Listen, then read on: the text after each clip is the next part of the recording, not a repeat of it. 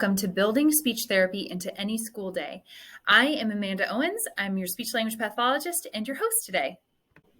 So today our goal is to give you some zippy fast overview of some zippy fast therapy options to check out to put into your everyday routine. Take a deep breath because here we go. It's going to be a lot and very fast, but we'll make it through. And if you learn one new thing, that's something you didn't know before. One really great zippy fast option is drill. It's fast, fun, furious, and crazy effective.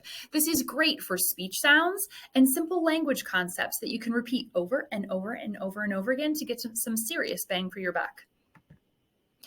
I like to use drill for those speech sounds and language concepts in these ways. So speech sounds, pick 1 to 2 target sounds because more than that is incredibly complicated and actually not that efficient and effective if you're working on more than one sound at a time.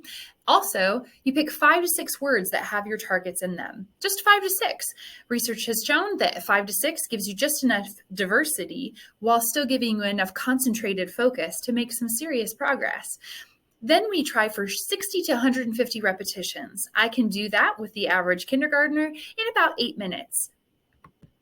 But there's a lot of kindergartners and younger and older kids that I can do it in 2 to 5. No kidding, 2 to 5 minutes. Most parents will have about 2 to 5 minutes a day to work on speech therapy, so it works in really nicely. You try for about 5 days a week because that gives you a lot of muscle memory practice. Just like when you tell them to practice their piano, you want them practicing a little bit every day, right? It keeps it fresh. It keeps it in your muscles, which that's what speech is too.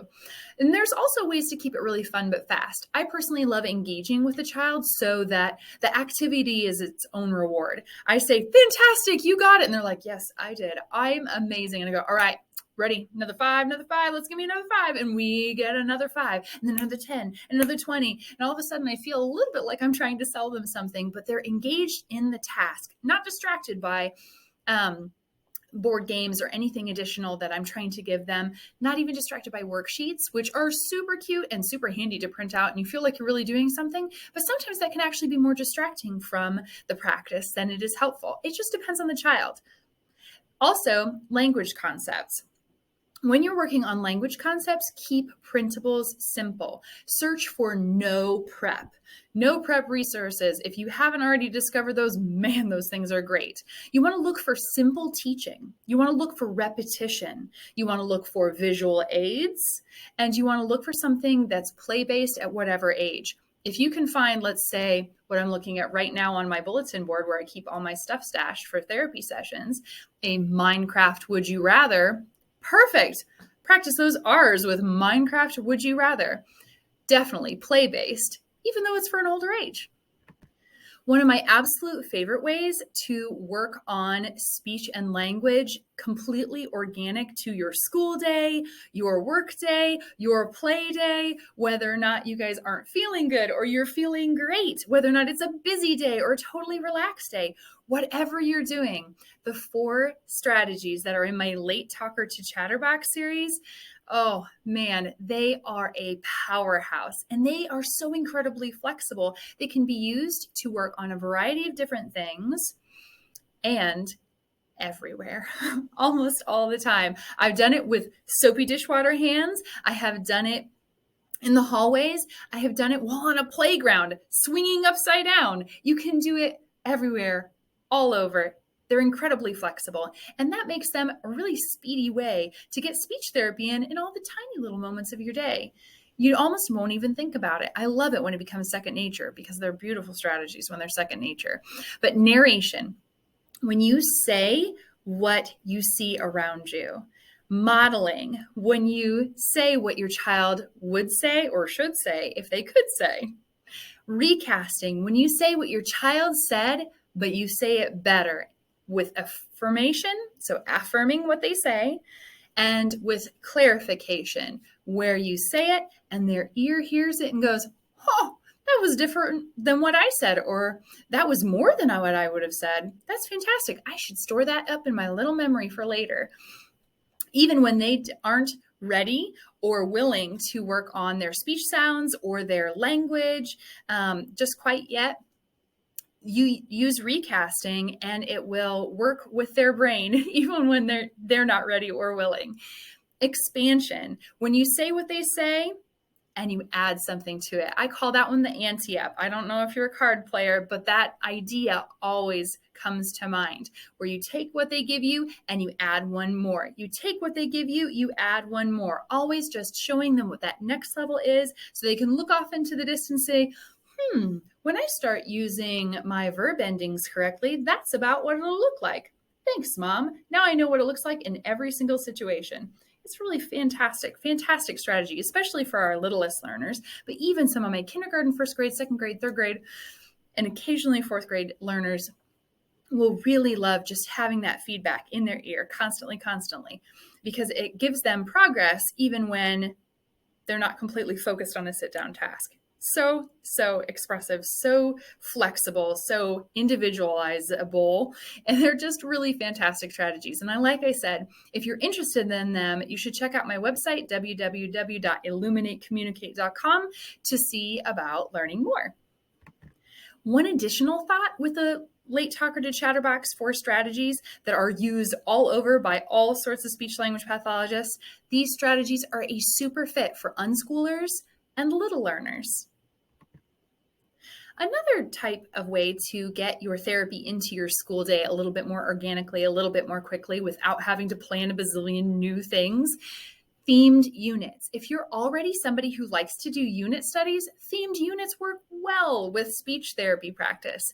They're a super way to connect speech practice with what you're already doing, which, can we say efficient? There's easier planning, and because you're doing it within a theme, there's also better generalization. That can work for speech sounds, that can also work for language concepts, especially vocabulary and narrative studies and the ability to have conversations about various topics.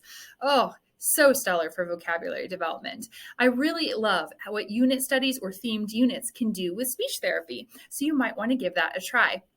One of the examples that I love to give is when you are working on a unit, try to come up with new vocabulary words that your child doesn't know that have the target speech sound that your child is working on already in the vocabulary word. They learn their vocabulary word and they get to practice it with their speech sound that they're practicing. Fantastic. How great does that work?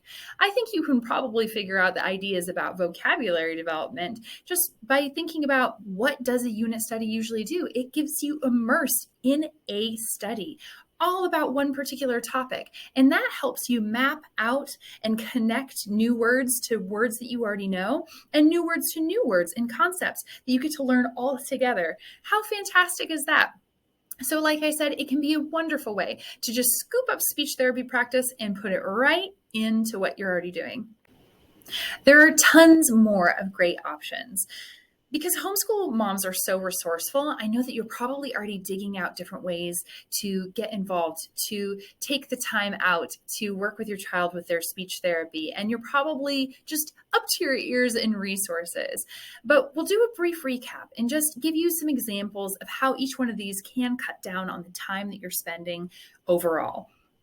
So with drill, the power of high dosage. When you're working with drill, you have to think big picture here, long game. When you're working with drill, chances are you won't need speech quite as long. When you're working at that high dosage level, you're going to get so much great bang for your buck. Long game wise, it will take you less time usually. It's just so fantastic how much progress you can see with that. Then language concepts. I love doing something so simple as having pronouns with pictures. So let's say you have a little picture of a little girl, you have a little picture of a little boy, and you have a little picture of a boy and a girl together. And to practice that whole subject-object pronoun thing, you sit there and you go, oh, I have this apple. It could be a real one or it could be another picture. It's up to you. And you might very simply say, hey, whose apple is this? And they're looking at you going, it's him apple. And you're like, he has an apple. The apple is his. And you have them repeat. He has an apple. He has an apple. The apple is his. the apple is his. And you just go down the line and you give the apple to every single baby. Sometimes I'll let them choose first, which is so much fun. I love choice. And then you go back and forth and you just add in a new item, add in a new item. And sometimes just doing that for 2 to 5 minutes every day for 5 days, and then continue on until your goal is met. When they're doing it 80, 90% of the time, that's his apple. Oh, really? What if I give it to this one? Oh, that's her apple. And all of a sudden you start hearing the glorious sound of pronouns matching what part of the sentence they're in. It can be so, so simple. It does not have to be something long and complicated. They don't have to cut things out and paste things unless that's fun and rewarding for your family, in which case, by all means, go for it. I'm sure with all that homeschool wonderfulness up your sleeve, you're probably going to think of all the other things that you can incorporate into it, including rocket science. However, if you need it to be simple, simple works. Simple is fantastic. So you don't have to do something too splashy. For instance, if you don't have time to go print off all the different pictures or search Teachers Pay Teachers, or you're just getting so overwhelmed because there's 85 different versions of pronoun pictures with items, what you can do is just the next time you have grandma and grandpa over, or maybe brother and sister sitting on the couch, you can hand them an apple and say, go give him an apple. Whose apple is it? It is his. The apple is his, and make a huge big game out of it. No printing, just passing things around. And that could be 2 to 3 minutes in front of the dinner table while people are passing around. Well, whose fork is this? Everybody needs a fork, but whose one is this? And you can make it a fun little game, 2 to 3 minutes, just keeping their brain in the gear. Another one, to demonstrate how non-complicated it needs to be. I love this story because I just remember how mortified the mom was and how bad I felt for her because she was so, so mortified. But remember those 4 strategies I told you about that I have the course about that are just so, so incredibly impactful and individualizable? I was working with a child who had probably about 30 to 40 words that they would imitate. And they had never put 2 words together. Mom had never heard them put 2 words together. Sister had never heard them put 2 words together. I had never heard them put 2 words together. And we've been working for a little while to build up the vocabulary from, about 5 to 10 words to 40, when we should start seeing a couple little 2-word phrases popping up. And this little kiddo was playing with couch lint, and those 2 pieces of lint. Oh, 1 lint, 2 lint, you have more lint than I have. And when we were using that 4 strategies, those simple 4 strategies in that play with couch lint, no printables, no games, no super really cool Pinterest activity, that was when that child had their very first 2-word phrase, and then another one, and another one, and another one. And I can't recall now because it's been a couple of years for that particular story, whether or not it was 5 or 6 different 2-word phrases with couch lint in a 30-minute session. But I just really love that story because it shows you don't have to do something spectacular and fancy and pizzazzy and Instagram worthy in order to make a wonderful difference in your child's speech. You just don't. Therefore, if it doesn't take a whole lot of time, if it is simple, if it is no prep, don't worry about it. The part that really matters are the strategies that you're using and that back and forth relationship that you have. Also, the themed unit and the big family. One of my favorite things to do is to work with a large family in one big old session. I will have that kind of popcorn moment while I'll check in with everybody's sounds, bum, bum, bum, bum, bum, bum, bum, at the beginning of a session. And then I'll say, all right, Mom, what you guys working on? And they'll share what they're working on in their time at home, both speech therapy, how that's going with their practice, but also their time that they're spending on school, because it's all related, right? So when they share with me what they're doing in school, one of my favorite things to do is come up with like a speech therapy themed unit based on what the family is studying. What the family is studying shapes how we shape our speech therapy, so it all just fits in seamlessly so that we don't have to stop, switch gears, and go, all right, time to do speech therapy. It is now speech therapy time.